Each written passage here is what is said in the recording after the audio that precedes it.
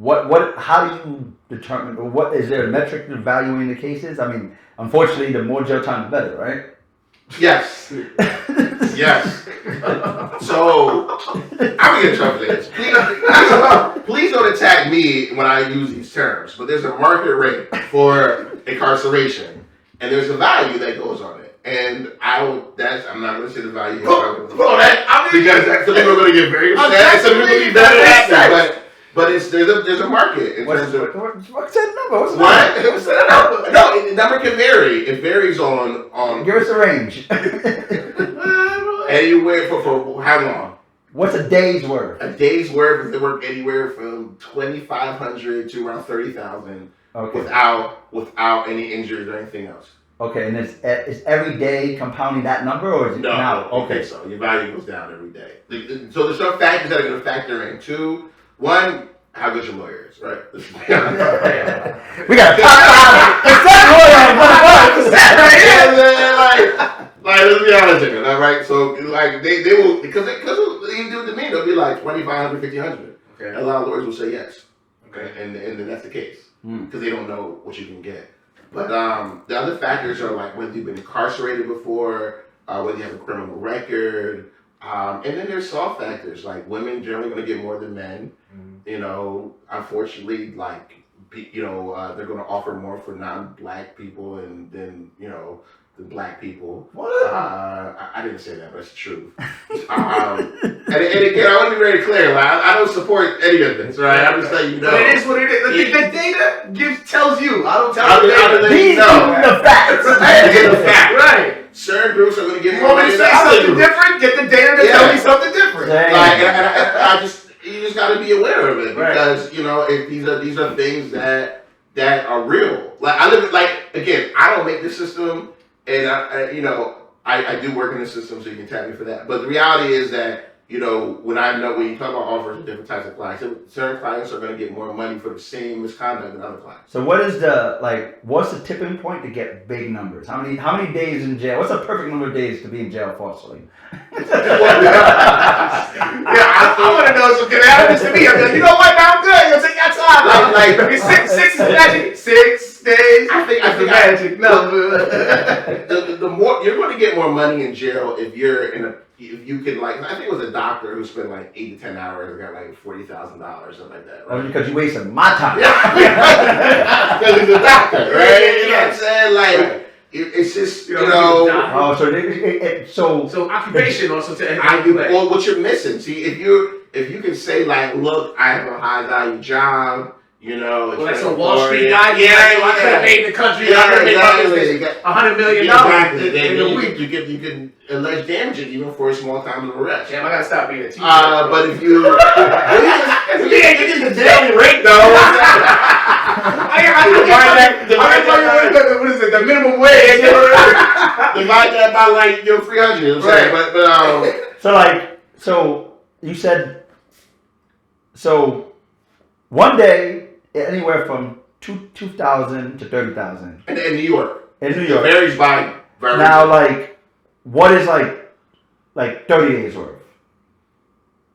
Give me the standard. 10 days, 30 days, 3 months. Okay, all right. So when you start talking about longer incarceration, it does there's some factors that are very important. One of the most important factors is going to be your experience with the criminal justice system. Meaning?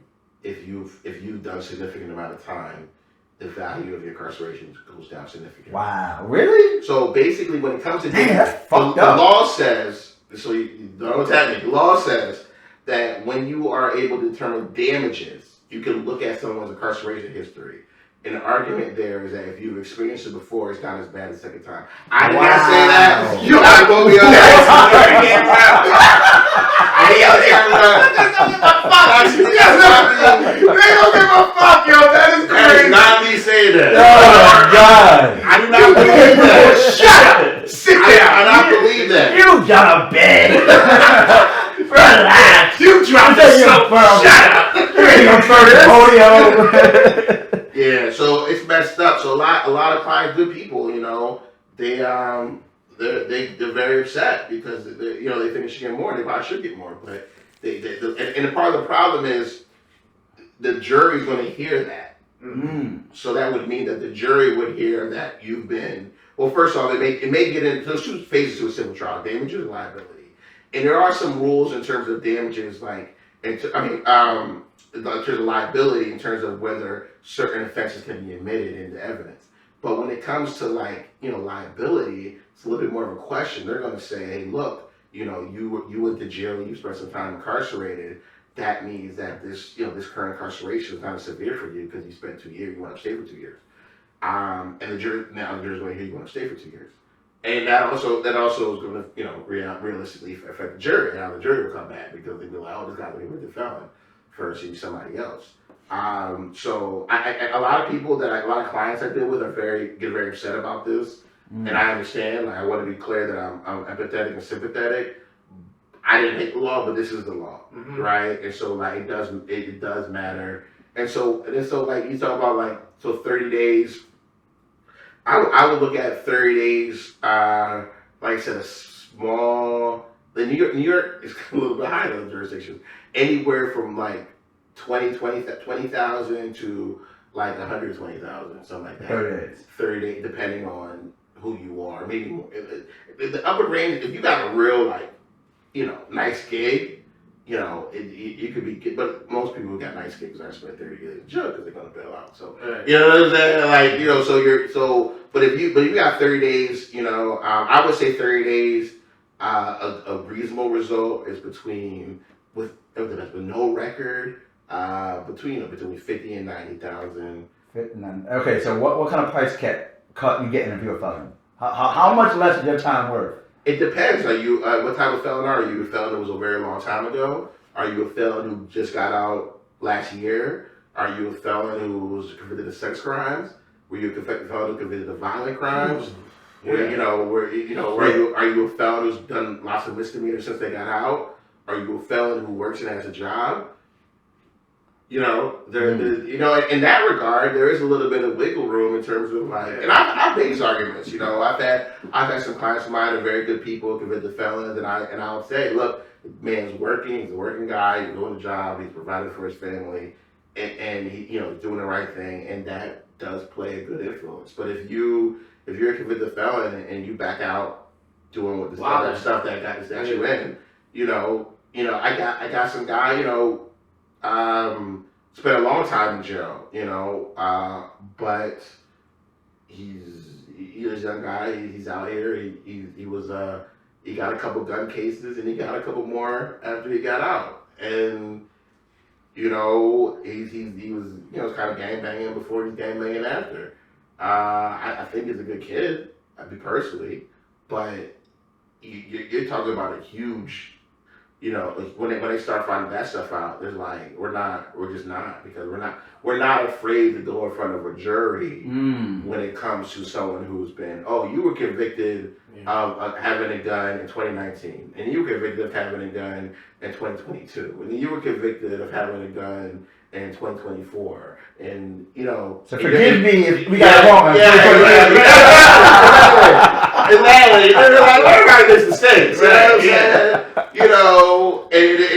It's like they're just not going. And then, from a lawyer's perspective, it's like it becomes tough because it's kind of like they're right. Like you could put this criminal history in, and they say you're not going to do anything. Right. And then you're just wasting your time. And, it's like, again, you don't know. Some people will look at criminal history different than other people, but there are certain people who will hear criminal history. And they'll be like, okay, he did it. First off, some will say he did it. Some will be like, they give him $1,000. Right. Give him $500. Yeah. Give him coffee. Right? Yeah. Give him coffee. You want Starbucks? We'll get you Starbucks. Yeah. So, and again, it's what makes us, it's tough to have this conversation with you because, I'm not the type of person who holds people past against them. But the reality is the system does. Right. So you gotta understand, it's always good, I would say, it's always good for you to try to do something positive with your life, to try to turn around because the system that's going to get you, if something does happen to you, the system's going to look at it and give you more money, versus someone who's, just all doing the same shit they were doing. Your civil rights are worth more of you being civil. All right, well, look, man. Thank you for coming. Word. I understand why you're in the top 5%. Word. I feel like we could be here all day, but you know, I gotta. We could do another episode. Let them digest this one. Right. I appreciate. Look, and I want to say that, like, because a lot of people, when you describe how the system is, I just want to be clear. A lot of people feel like you're endorsing it, and I want to be clear that this is not a system I would create. You know what I'm saying? But my job is to help you, and not very hard to teach you, but also to help you navigate the system. Right. Because what I do is I have a specialized set of knowledge, and that enables me to know how things are going to deal, and I'm going to tell you the truth, and I'm not going to gaslight you or whatever. And a lot of these people call themselves liberals, feeling like bullshit, about what's really going on, what's really going to happen. And a lot of people claim to be liberal, are the same people I got to fight every day to get you some cash. Right. So, screw those people. It's like heard that? Yeah. Yeah, you too. Hey, the motherfucker behind you, fuck that motherfucker too, bro. I see you, right? Nigga, I'm seeing you. I'm looking right at you. It's crazy. I'm gonna say this. Look at my soapbox. My soapbox is over there. It's like, you wish it would be, I did something wrong, you are harmed by it, therefore you deserve something.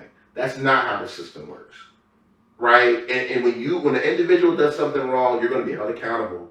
When they do something wrong, they're not. No. And I can only try to get you some money. I can't control the system, so you guys got to vote, participate in politics. It's tough. You got to talk. It's tough because you don't know who to trust. But maybe I'll get involved in that one later. So shit. You didn't know who really like your side eye here, who's right. Gaslighting. Right. You can't. These guys, man, you cannot trust these people, man. Right. But I love everybody. All right. Well, before we bounce, tell them where they can find you. Social media, website. Yeah. So you can find me at Lord Law Group PLLC. You can find me at Civil Rights NYC or LordLawGroup.com. You can find my number 718-701-1005.